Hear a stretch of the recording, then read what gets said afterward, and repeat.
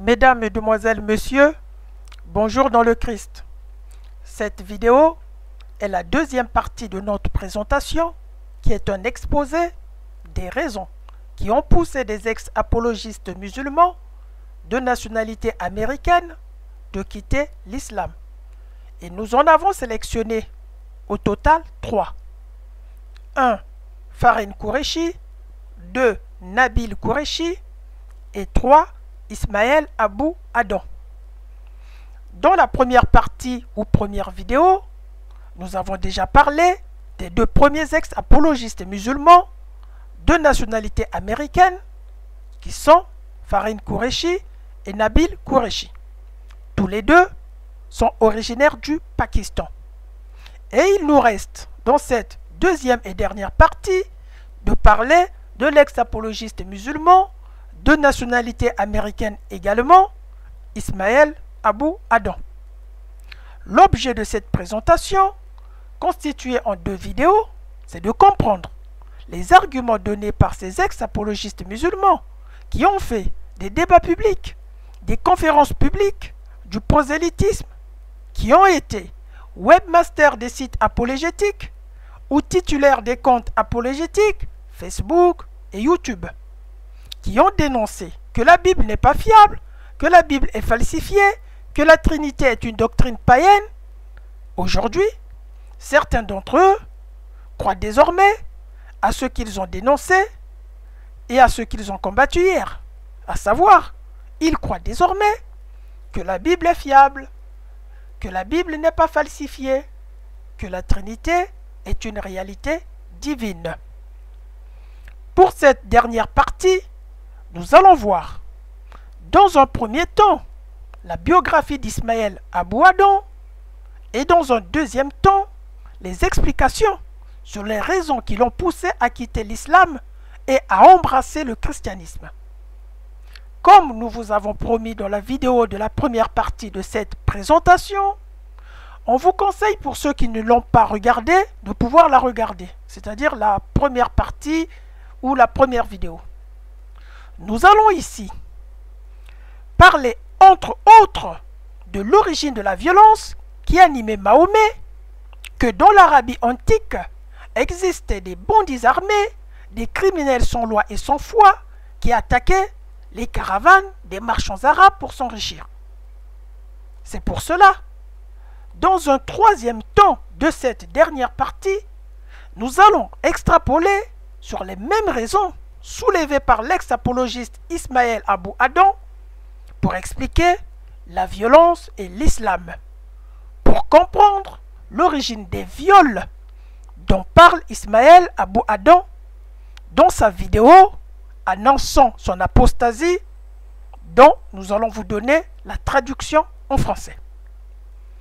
Puis nous finirons par une brève conclusion sur les statistiques 2011 des convertis et des apostats à l'islam aux États-Unis.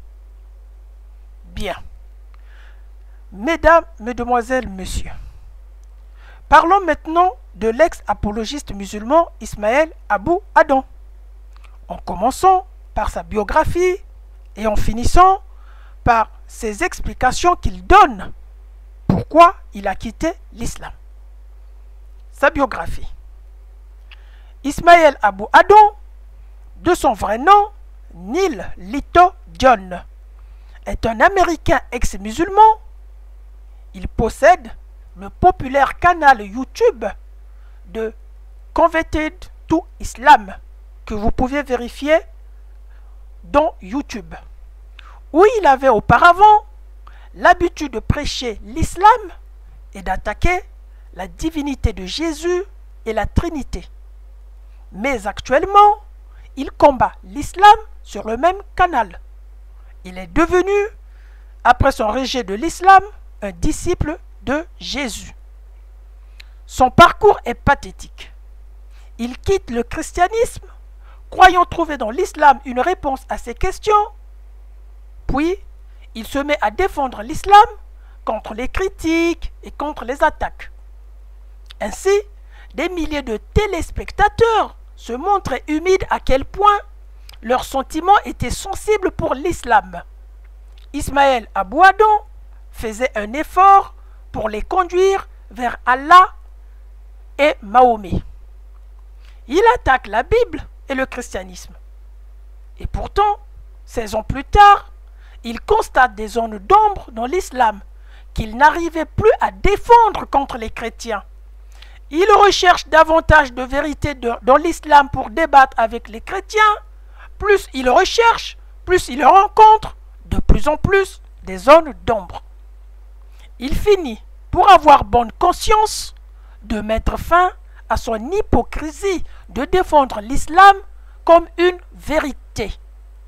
Il décide d'apostasier l'islam et de repartir au christianisme qu'il avait quitté auparavant pour l'islam.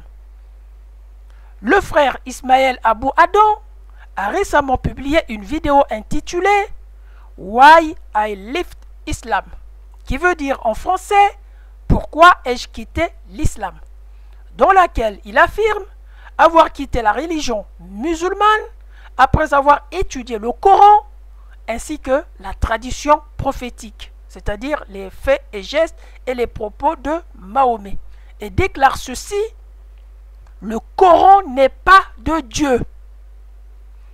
Dans cette vidéo publiée le 20 juin 2016, il qualifie le verset coranique du Coran chapitre 4 verset 24 où il est écrit: vous sont également interdites les femmes déjà mariées, excepté celles que vous possédez comme esclaves, de la légalisation du viol des femmes mariées, selon l'ex-converti à l'islam.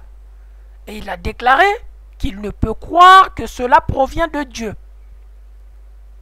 Et il poursuit en disant: comment sentiriez-vous si votre femme était capturée par un guerrier ennemi et obligée de coucher avec cet ennemi? Pose-t-il comme question dans sa vidéo annonçant son apostasie. Et il promet de publier d'autres vidéos pour donner d'autres raisons qui l'ont poussé à quitter l'islam. Il a déjà publié sur des thématiques suivantes: le mariage immoral entre Mahomet et sa belle-fille Zeynep, qui est la femme de son fils adoptif Zaïd ibn Mahomet, qu'il a découvert en tenue légère en l'absence de celui-ci chez lui. Mahomet devient amoureux d'elle.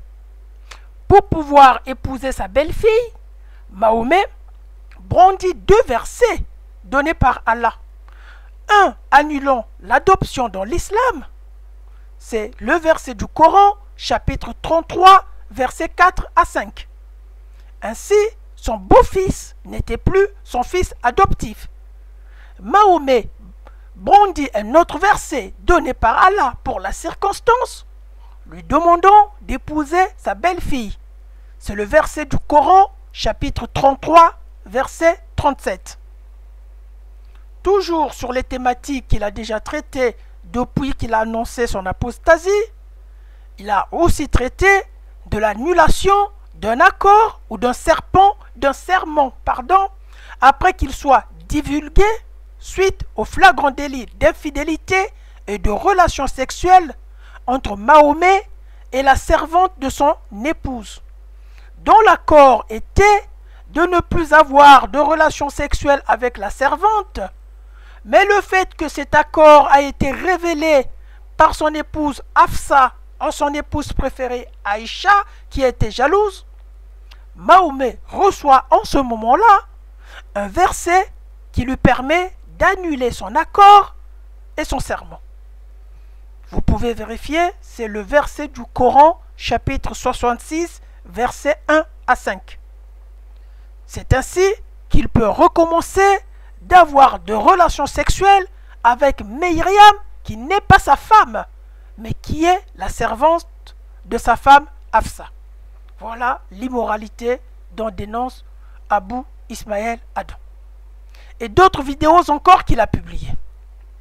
Depuis, il reçoit régulièrement des insultes et des menaces de mort, parfois ouvertement, parfois en privé, Malgré cela, il reste fort.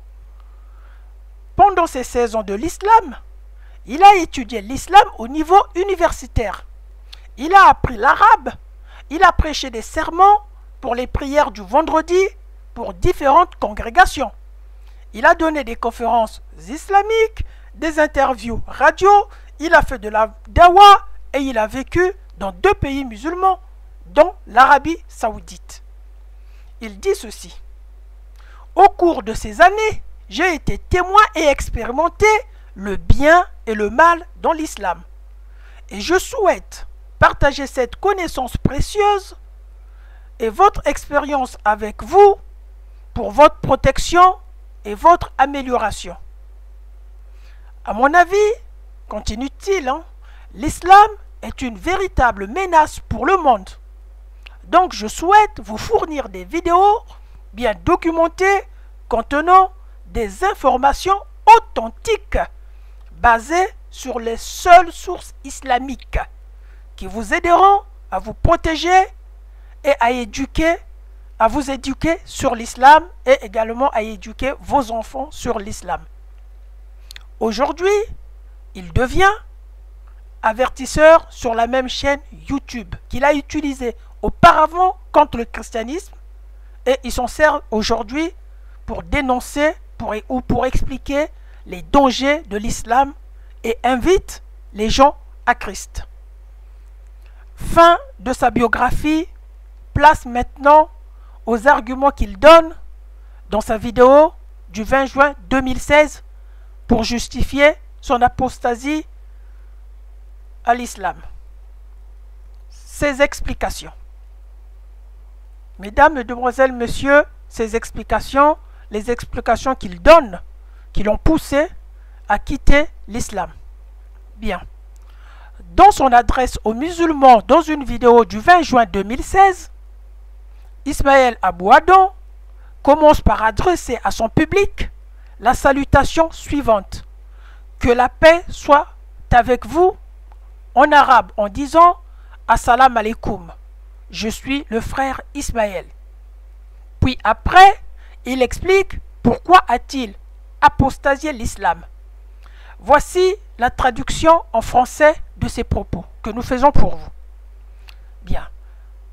Témoignage du frère Ismaël, ex-apologiste musulman, qui quitte l'islam 16 ans après sa conversion. Voici ce qu'il dit et voici la traduction. J'étais musulman pendant 16 ans, mais au cours de ces dernières années, j'ai eu de la peine à répondre à quelques questions récurrentes qui m'ont forcé à remettre en question ma foi islamique. Et récemment, j'ai finalement pris enfin la décision de quitter l'islam. Décision que je vous adresse pour vous expliquer le pourquoi. Je ne pense pas qu'il soit juste de la part des musulmans de me traiter comme une sorte de traître ou de vendu, étant donné, au fil des années, j'ai fait de mon mieux pour rester fidèle à l'islam. Et pendant ce temps, je n'ai jamais joué avec l'islam, car j'ai pris ma foi islamique très au sérieux. Et ceci, à chaque fois que je trouvais l'enseignement islamique problématique, incompréhensible, difficile ou controversé, j'ai toujours fait de mon mieux de rechercher la réponse pour solutionner le problème pour moi-même et aussi pour d'autres musulmans. Je n'étais certainement pas parfait. Je pense également que très peu de personnes douteraient de ma sincérité à Allah, à Mahomet et à l'islam. Tout ceci pour vous rassurer que je me suis très engagé et dévoué à cette religion qui est l'islam. Permettez-moi maintenant de parler du titre de cette vidéo. Pourquoi ai-je quitté l'islam? Pour répondre à cette question, je me base sur le Coran, Mahomet et leurs enseignements sur les normes morales et de conduite. Au cours de ces dernières années, je n'étais plus en mesure de défendre le Coran et notamment les valeurs morales de Mahomet et son comportement du passé. Dans le passé, j'ai fait de mon mieux de défendre l'islam et en particulier de défendre Mahomet des réclamations et des accusations dont il était l'objet. J'ai essayé de mon mieux d'aimer Mahomet et je peux prouver que j'ai défendu à maintes reprises. Par exemple, je produisais des vidéos pour montrer que Mahomet est miséricordieux, dans lesquelles j'ai essayé de fournir des exemples de ses vertus et de son bon caractère. Dans ma vidéo intitulée « Qui sont ceux qui détestent l'islam ?», j'ai essayé de réfuter et de dénoncer des critiques anti-islamiques. J'ai réalisé beaucoup d'autres vidéos dans lesquelles je défendais non seulement l'islam, mais aussi Mahomet. Pendant très longtemps, j'ai réussi à défendre Mahomet contre ceux qui attaquaient son personnage. J'ai reçu une éducation islamique pour sa défense.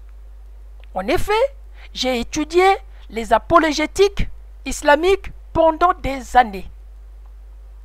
Mais alors, pendant que je défendais l'islam, j'ai remarqué qu'un grand nombre de critiques étaient en fait valables et authentiques et basées sur les sources primaires islamiques.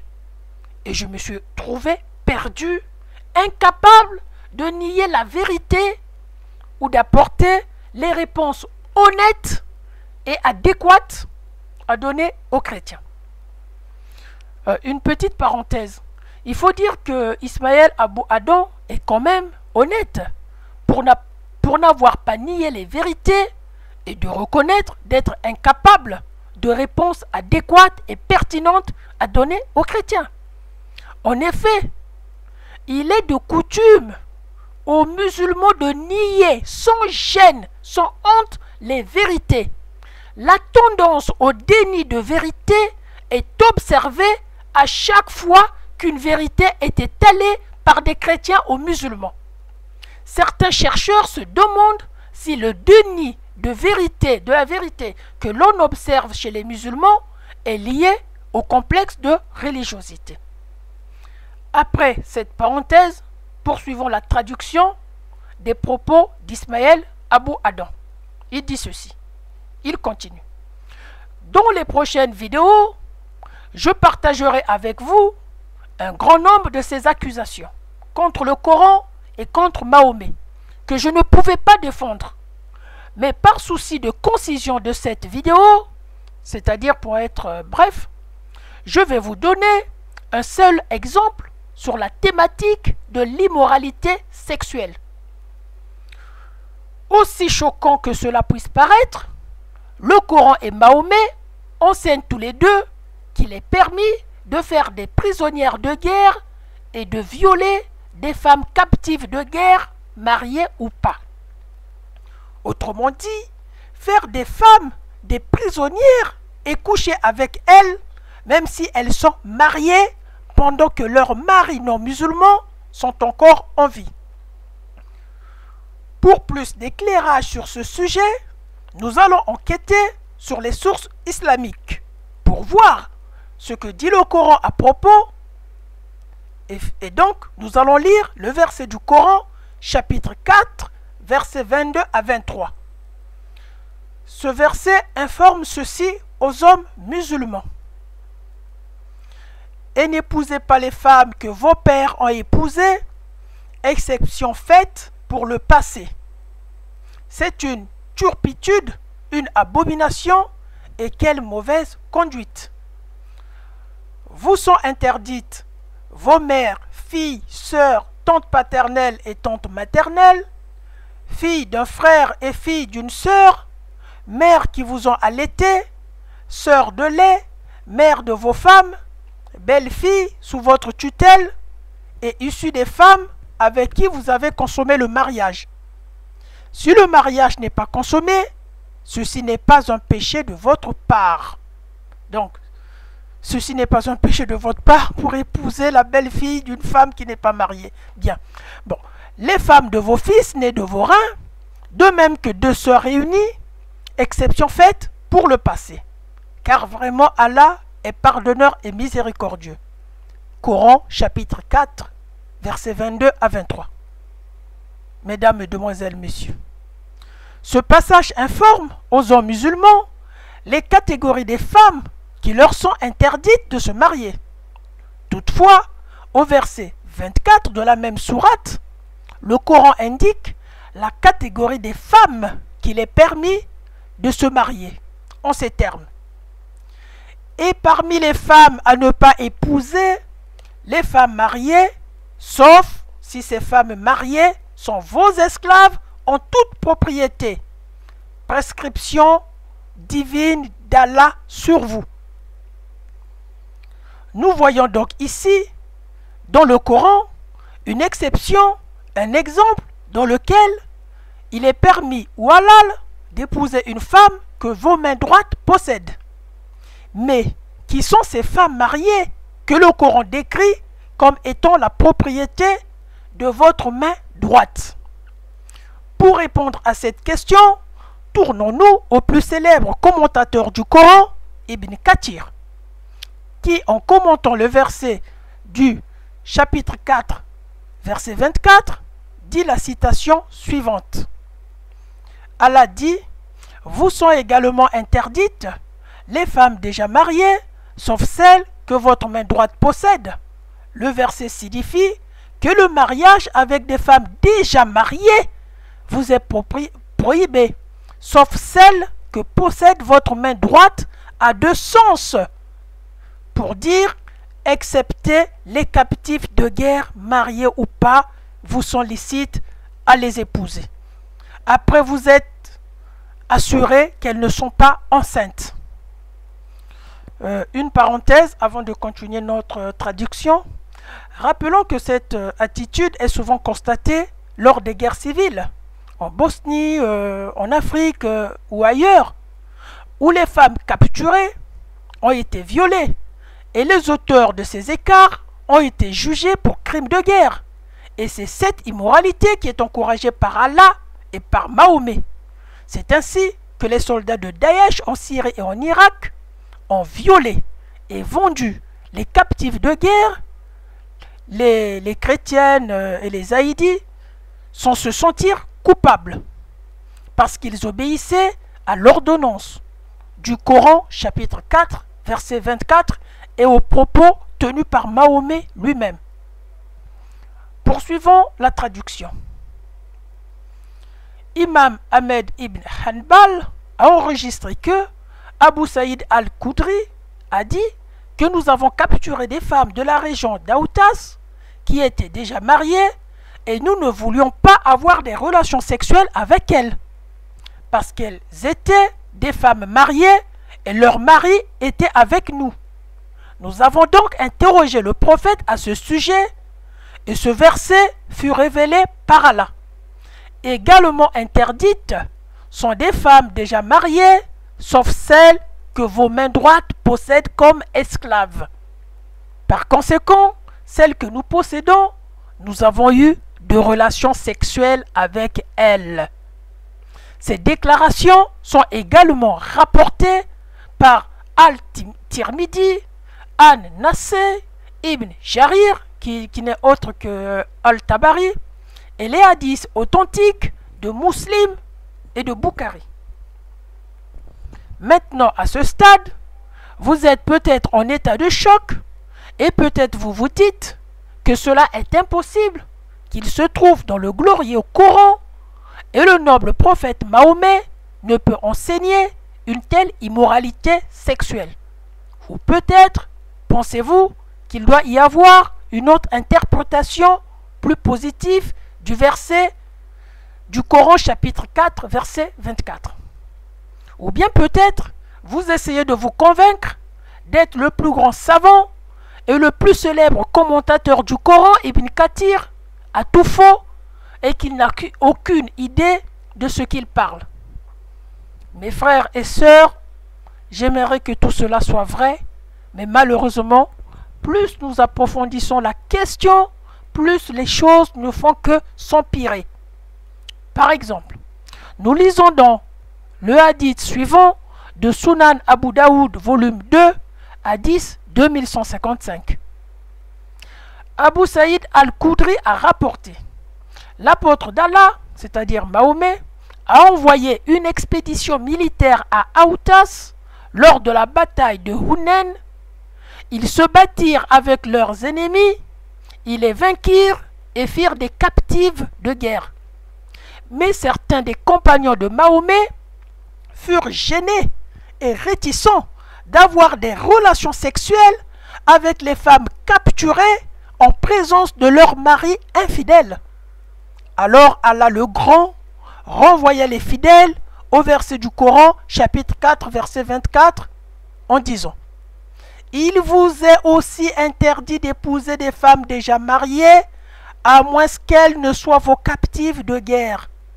Ce qui signifie, les captives mariées sont licites ou permises pour les musulmans quand elles terminent leur période d'attente. Une autre parenthèse, avant de poursuivre notre traduction. Ce hadith authentique d'Abu Daoud nous apprend que même les criminels de Mahomet, les purs salopards, les pires pourris, avaient un problème moral d'avoir des relations sexuelles avec des captives pendant que leur mari était encore vivant. Mais Mahomet prétend à ce moment-là d'avoir une révélation d'Allah qui charge ces criminels gênés, ces criminels qui étaient réticents, de ne pas avoir honte d'avoir des rapports sexuels avec les captives mariées, avec les femmes mariées, pourvu qu'elles soient vos captives. Vous voyez, décidément, le Dieu de Mahomet ne reculait devant aucune immoralité. Continuons notre traduction, mesdames, mesdemoiselles, messieurs. Ce hadith est sahih, c'est-à-dire authentique, mes frères et sœurs. Donc ce hadith nous informe que les soldats de Mahomet avaient un problème. Ils voulaient avoir de relations sexuelles avec les captifs de guerre. Ces femmes étaient déjà mariées et avaient leurs époux toujours en vie. Alors Mahomet a ensuite réclamé un verset à Allah qui indiquerait: l'homme musulman doit attendre une période d'attente pour s'assurer que la femme mariée capturée n'est pas enceinte. À la suite de cette période d'attente, les hommes musulmans seraient autorisés de coucher avec elle. Pour les femmes qui nous écoutent, elles peuvent chercher à comprendre ces questions.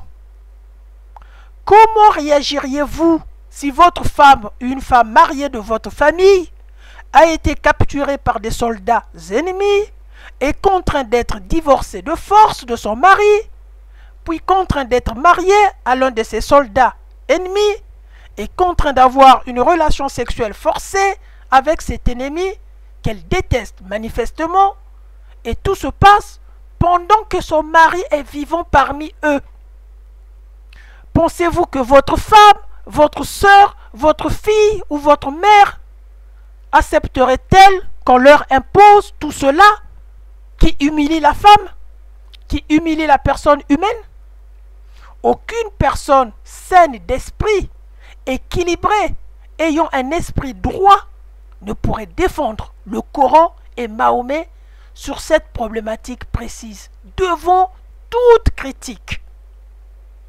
Ce n'est rien de plus que le viol légalisé d'une catégorie des femmes mariées. Et je ne peux pas croire que cela provient de Dieu. Par conséquent, j'ai rejeté le Coran et Mahomet sur cette question. Maintenant, vous avez une des idées pourquoi j'ai quitté l'islam. Mesdames, Mesdemoiselles, Messieurs, voici le mot de la fin d'Ismaël Abou Adam dans sa vidéo. Dans les prochaines vidéos, je souhaite partager d'autres raisons, car elles sont nombreuses. Merci d'avoir regardé ma vidéo. Que Dieu vous bénisse tous, vous et moi également. Amen. Fin des explications de l'ex-apologiste musulman américain. Finissons avec un acte de cœur d'Ismaël Abou Adam.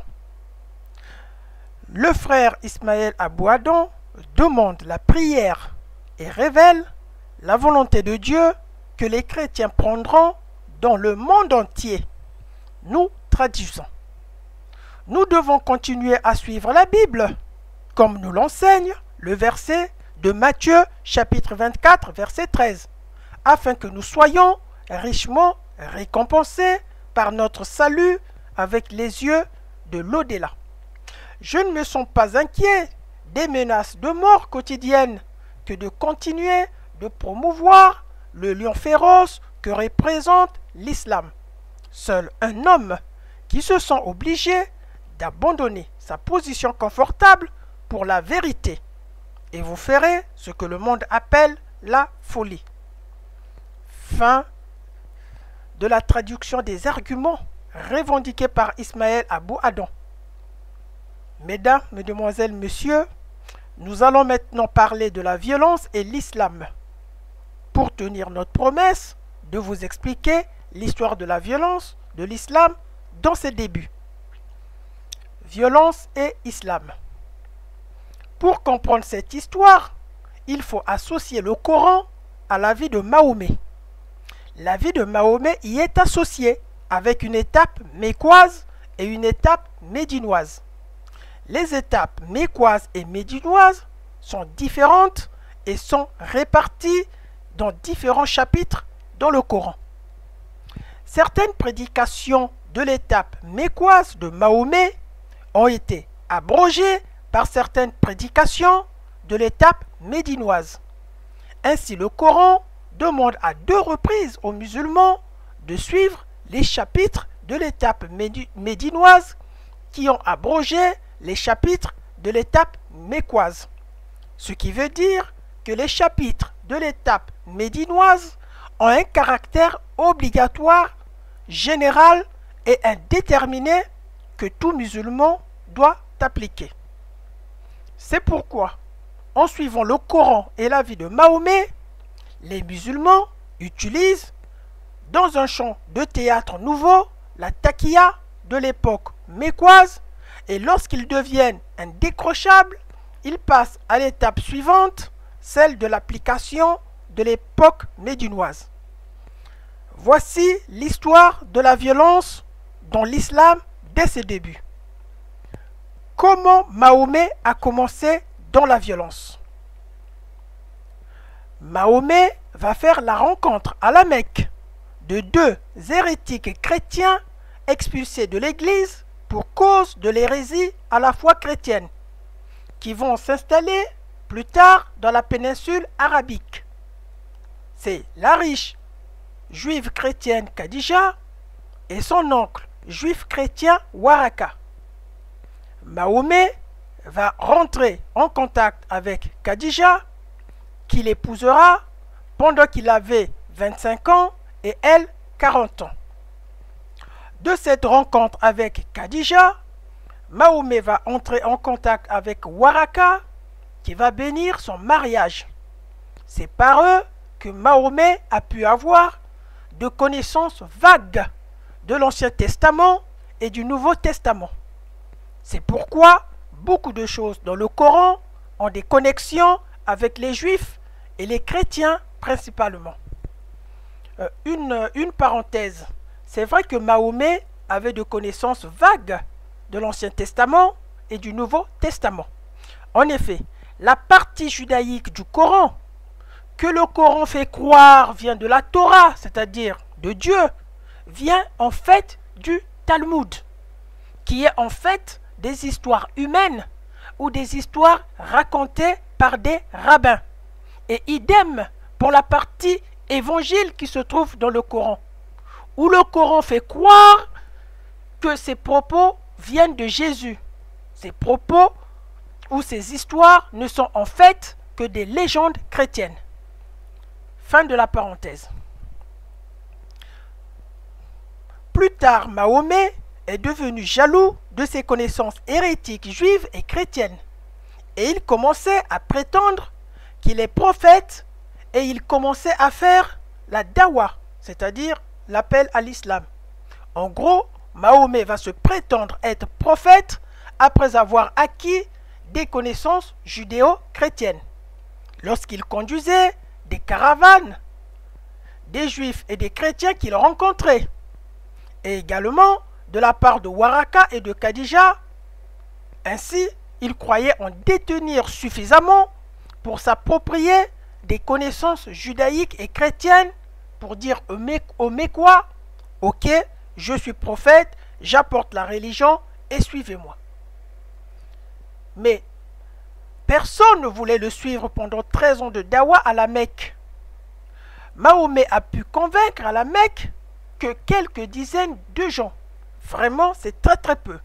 Personne ne l'a suivi. Parce que les Mécois, qui le connaissaient très bien, l'ont pris pour un majnoun, qui veut dire, c'est un mot arabe qui veut dire en français un fou.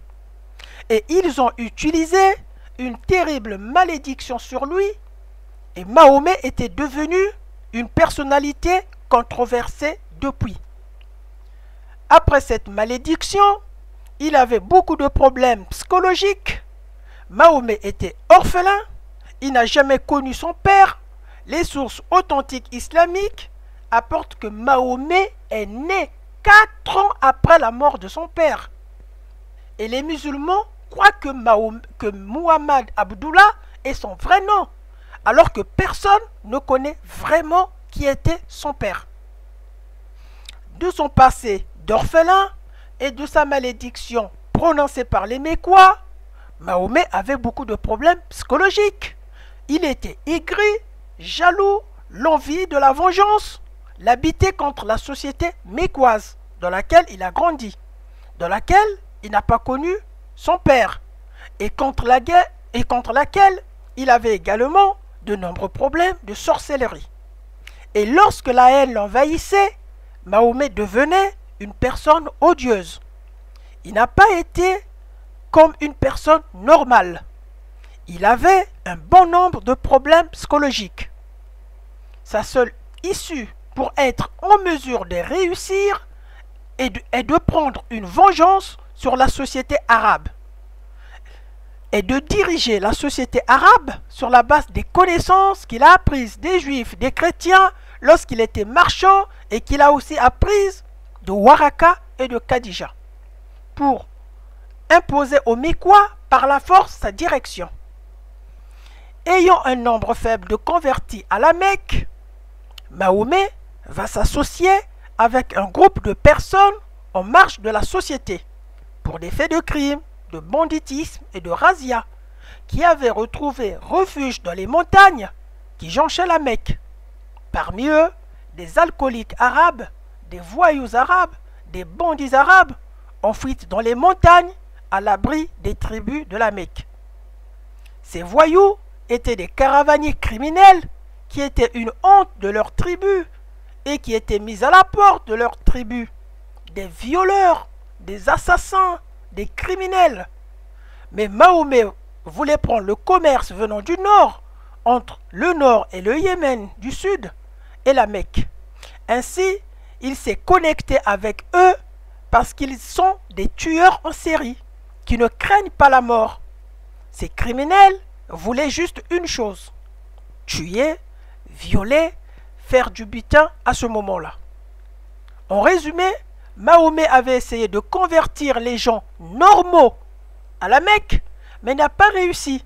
Tout le monde l'a rejeté, sauf une petite dizaine qui l'a cru. C'est ainsi qu'il décide de quitter la ville et de rejoindre la montagne où s'étaient réfugiés les psychopathes, les bandits, les criminels sans loi et foi, dont leur seule activité était de tuer, de violer les femmes, braquer les marchands arabes et faire les razzias. Ainsi, Mahomet s'est associé avec eux.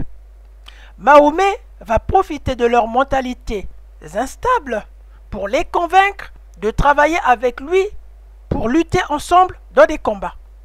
Et ces déséquilibrés n'avaient aucun souci des propositions de Mahomet parce qu'ils étaient des voyous, des bandits, des criminels. Une fois associés à Mahomet, l'Arabie va connaître des attaques les plus sanglantes et les plus meurtrières de son histoire. Mahomet va les envoyer attaquer les caravanes, tuer les hommes, prendre une femme, 6 esclaves, les fillettes et les femmes sont violées. Et les petits garçons capturés ont été formés au djihad de combat pour qu'ils deviennent comme eux des hommes sans loi ni foi dans la Oumma. Plus tard, Mahomet va demander à ses voyous un autre service, cette fois-ci religieux, en disant ceci: comme vous m'avez aidé dans les actes de razzia, d'attaque de caravanes, suivez-moi pour faire la dawa. Aidez-moi à faire la dawa. Je vous ferai sortir de la montagne, je vous ferai sortir de la marche de la société mécoise qui vous a rejeté. Pour cela, je vous donnerai des gigantesques territoires, beaucoup de femmes et plus de butin que ce que nous avons gagné jusqu'alors. Or, le butin, le viol des femmes était le quotidien de ces voyous qui n'ont pas hésité de dire oui à suivre Mahomet et de l'aider dans sa dawa, qui veut dire appel à l'islam. Mahomet sera contraint de quitter la Mecque sous la pression des Mécois qui ne supportaient plus les critiques de Mahomet sur leur religion. Et il va faire la hirja, c'est-à-dire l'émigration, vers Médine avec ses fidèles et ses voyous de la montagne, en promettant aux Mécois: ô Quraysh, je viens à vous avec l'égorgement.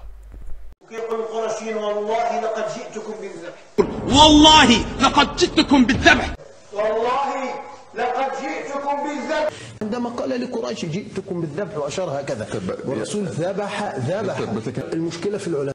قال تسمعون معشر قريش تسمعون والذي نفس محمد بيده لقد جئتكم بالذبح.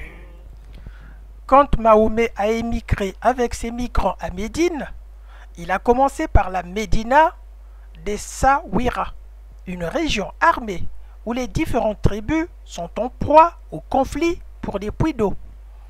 Mahomet commence à jouer politiquement incorrect. Il loue ses tueurs en série, moyennant récompense, pour faire le travail à la place des tribus en conflit. Mahomet a fait exactement la même chose, ce qu'on appelle aujourd'hui le mercenariat. Il a envoyé ses mercenaires aux tribus de Médine, profitant de la haine d'une tribu sur une autre. Chaque tribu avait besoin de quelqu'un qui pouvait faire leur travail contre d'autres tribus. Mahomet va leur faire louer ses services en leur apportant les criminels qui ont émigré avec lui à Médine. En résumé, Mahomet va utiliser ces psychopathes qu'il avait apportés à Médine, et c'est ce que les musulmans appellent la hirja ou l'émigration. Il les avait convaincus en utilisant sa propre version du livre, de les faire embaucher comme des mercenaires à Médine, à la tribu qui avait le plus d'argent ou le plus de femmes à donner en récompense, pour aller se battre pour l'eau. Devenu l'homme qui fait trembler Médine avec ses criminels, Mahomet va convaincre qu'il est prophète et met en place l'appel à la dawa et au djihad. Le mot djihad va être utilisé pour la première fois par Mahomet à Médine, c'est-à-dire le culte de faire la guerre armée pour défendre la cause d'Allah. Coran chapitre 2 verset 116. Pourquoi Mahomet a lancé simultanément l'appel à la dawa et au djihad? Cet appel consiste à dire qu'il est prophète de Dieu et tout le monde doit croire à lui. Tous ceux qui ne croient pas en lui sont des infidèles influencés par le shaitan. Le shaitan, c'est un mot arabe qui veut dire Satan en français. Et ils devraient être tués. C'est de cet appel qu'il adapte alors la loi des criminels ou charia, qu'il a sorti de la montagne pour Médine. Ces bandits avaient une loi à eux lorsqu'ils étaient dans les montagnes qui entouraient la Mecque. Leur loi était la charia. La charia est le vocabulaire techniquement utilisé en premier par ces bandits La charia définissait les objectifs du groupe de ces bandits: piller, voler, violer, faire du butin. En résumé, la charia est la règle droite de ces criminels que Mahomet va utiliser leur expression à Médine pour désigner la voie à suivre, les recommandations de l'islam qui seront le guide des musulmans. L'origine des versets médinois du Coran est le livre entier que Mahomet va utiliser pour garder ces psychopathes, ces déséquilibrés, ces voyous, en prétendant qu'ils sont au service d'Allah. C'est ainsi que Mahomet pouvait les contrôler. C'est pourquoi ils ont commencé à Médine à appliquer la loi de ces voyous, la charia, et il est revenu à la Mecque avec les mêmes voyous où il appliquait leur loi qui est la charia. Bien entendu, à la Mecque, Mahomet avait rejoint la Mecque avec un très grand nombre de musulmans qu'il avait réussi à convertir à Médine, qui eux aussi ont été formés à tuer, à égorger, à décapiter, à être des criminels. Une parenthèse. Rappelons que la charia a depuis une autre connotation dans l'islam. Elle ne définit plus la voie à suivre ou le guide des objectifs des criminels sortis des montagnes, mais définit les recommandations du Coran et de Mahomet. Fin de la parenthèse, poursuivons. En effet, lorsqu'il était arrivé la première année à Médine, Mahomet avait apporté avec lui que 300 criminels ou voyous, en plus de ses fidèles. Plus tard, la communauté de Mahomet va s'agrandir à Médine. Les nouveaux convertis de Médine deviennent à leur tour des criminels, dont le livre saint appelle à défendre le culte d'Allah. Mahomet va chercher à installer le culte du sacrifice du mouton et du pèlerinage à la Mecque. Pour cela, il est obligé de marcher sur la Mecque et de prendre la Mecque par la force. Ainsi, il va combattre pour la Mecque en plusieurs étapes. Et en l'an 630 de notre ère, Mahomet envoie 10 000 soldats pour la prise totale de la Mecque. Il rentre dans la Mecque, il annule de façon unilatérale les accords de paix et il commence à combattre et à tuer après avoir dit ceci: des aveux de la part d'Allah et de son messager à l'égard des associateurs qui ont conclu les accords de paix. Coran, chapitre 9, verset 1. Ceux qui refusent de respecter l'ordre établi et imposé pour chaque Mécois de rejoindre l'islam et de laisser la religion des païens sont désignés par l'expression « ceux qui vous combattent », c'est-à-dire ceux qui ont refusé l'ordre établi sont considérés d'être en guerre contre l'islam. Et Mahomet appelle au djihad armé contre ces récalcitrants en ces termes: après l'expiration des accords de paix, tuez ceux qui vous combattent, capturez-les, assiégez-les et guettez-les, puis faites des embuscades de maison en maison, sauf pour ceux qui acceptent de suivre l'islam, laissez-leur la voie libre. Coran, chapitre 9, verset 5. Et ces soldats ont commencé depuis un génocide. Craignant la pénurie, la fin de ces soldats, dans une Mecque ensanglantée et dont le commerce était devenu rare, Mahomet appelle à attaquer les Juifs et les chrétiens pour s'enrichir, en révélant le verset suivant: ne se battent pas ceux qui ne croient pas en Allah et au dernier jour, et parmi ceux-là, les Juifs et les chrétiens, jusqu'à ce qu'ils versent de leurs mains la jizya, ou l'impôt islamique, en étant humiliés. Coran, chapitre 9, verset 29. Ainsi, la mafia s'installe à la Mecque. Les Juifs et les chrétiens sont menacés pour mort s'ils ne payent pas l'impôt aux soldats de Mahomet. Mahomet va justifier ses attaques contre les Juifs et les chrétiens, prétendant qu'ils le méritaient parce qu'ils étaient des impurs devant Allah. Coran chapitre 9, verset 28, pour vivre sur la terre sacrée, pour avoir dit Uzzaïr est fils d'Allah pour les juifs et le Christ est fils d'Allah pour les chrétiens. Coran chapitre 9 verset 30. Mahomet devient l'homme fort incontesté de Médine et de la Mecque. Les Mecquois tremblaient car Mahomet, en entrant dans la Mecque, a commis avec l'aide de ses voyous un génocide qui était gravé dans l'esprit des gens. Les Mecquois croyaient que cette victoire de Mahomet venait de son Dieu, du Dieu de la nouvelle religion. Ainsi, de nombreux Mecquois s'allient progressivement à Mahomet. Depuis Médine, Mahomet va rappeler un autre verset de djihad armé. Le paradis appartient à ceux qui tuent et se font tuer pour la cause d'Allah. Coran chapitre 9 verset 111. Ainsi les criminels de Mahomet étaient galvanisés pour tuer et mourir pour Allah. La chute de la Mecque se traduit à l'appel à la prière de Bilal sur le toit de la Kaaba. Ainsi Mahomet a réussi sa revanche sur les Mecquois et deviendra le chef du premier État islamique.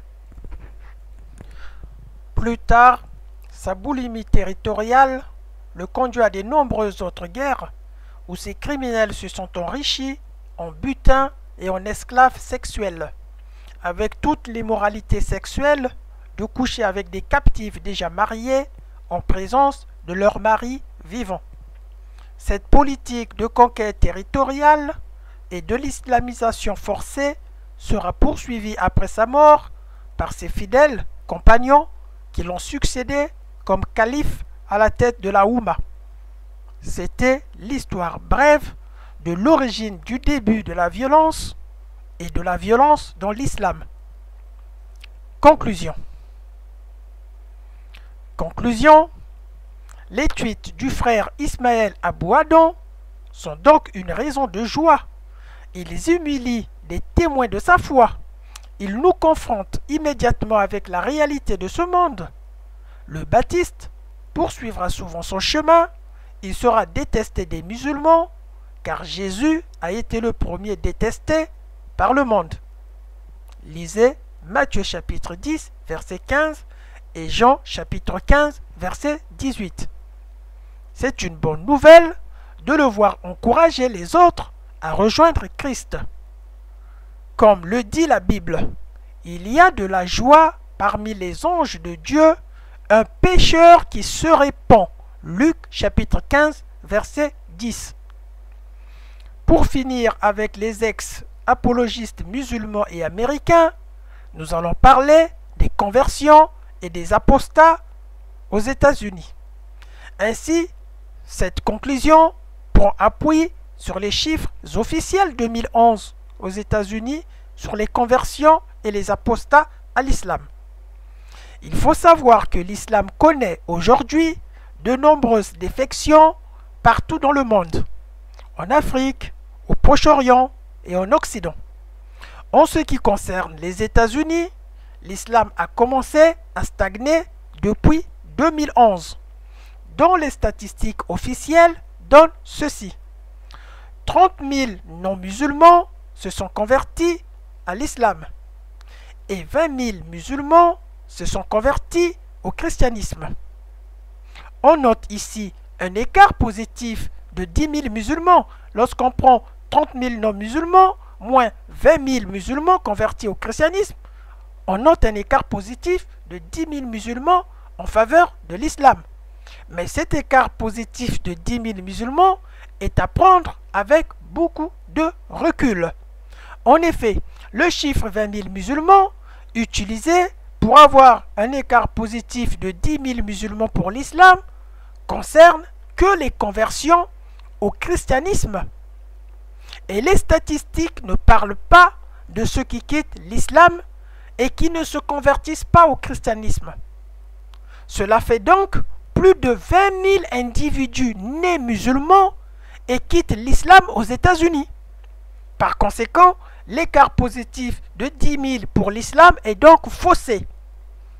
D'autre part, 75% des convertis américains à l'islam le quittent dans les 5 ans à venir, ce qui donne un calcul simple. sur 20 000 Américains convertis à l'islam en 2011, 15 000 Américains quittent l'islam dans les 5 ans. Bien. Fin de cette deuxième partie. Concernant l'ex-apologiste Ismaël Abou Adon et son discours sur son apostasie à l'islam, nous avons constaté qu'il a été traité de juif, de traître, et nous avons vu des réponses vidéo des musulmans concernant son apostasie. Et sans surprise, les musulmans ont fait un lien avec la violence de Moïse dès lors que Ismaël Abou Adon dénonçait la violence immorale des captifs de guerre qui sont violés.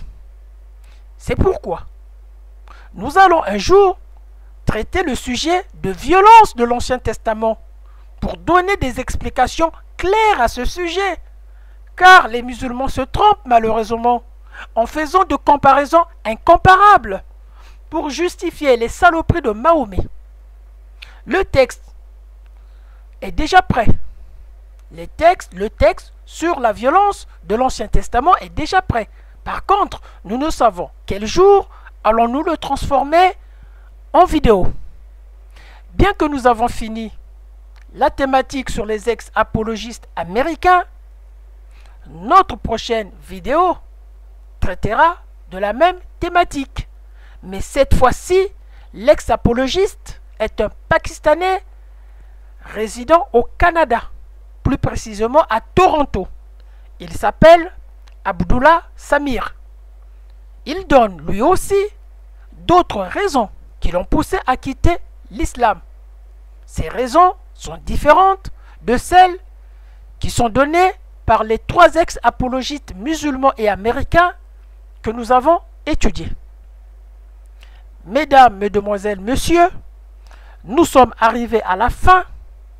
Nous vous donnons rendez-vous pour très bientôt en vous révélant les arguments de l'ex-apologiste Abdullah Samir, qui lui est pakistanais, qui est canadien d'origine pakistanaise. Au revoir et à bientôt.